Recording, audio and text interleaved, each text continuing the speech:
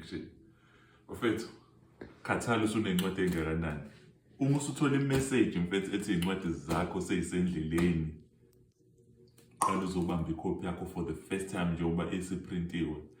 Bafethu, incwadi yamentsha. Sino nje isihloko sayo kubamba ezingelayo. Bafethu siphumile.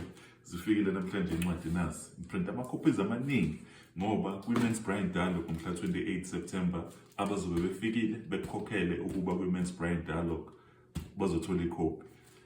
Njengoba kade ngisho bafethu angikhathali usunencwadi engakanani. Incwadi yami ka-15 le. Kodwa nje i-excitement yokuthi ngizobe ngibamba le copy for the first time nginuke. That's the thing about incwadi suke iprintiwe. It's when you read it and you feel it, you're like, wow, this author is amazing. Let's check in, Buffett. Wow, this is, yo, Buffett. Buffett. Get to Buffett.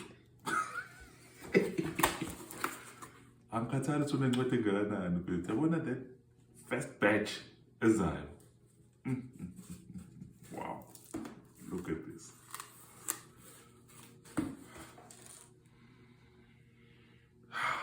From here to here. Hey, Buffett. Buffett. Wow. Wow.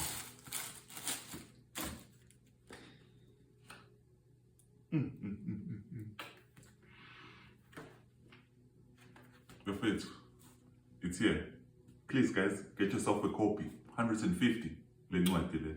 Kubamba ezingelayo. Bafethu, lencwadi le izotransform impilo and izocontribute izinto ezinkulu kwi-economy bafethu.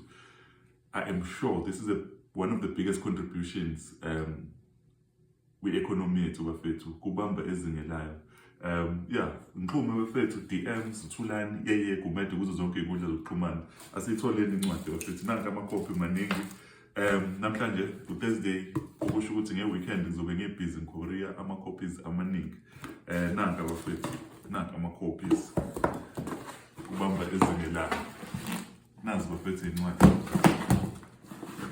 Ngiphume bafethu ngikudilivele incwadi nazi. Kubamba ezingelayo. By the way, ngomgqibelo, yeah, ngomgqibelo ngibadukuza. So umudinga i-copy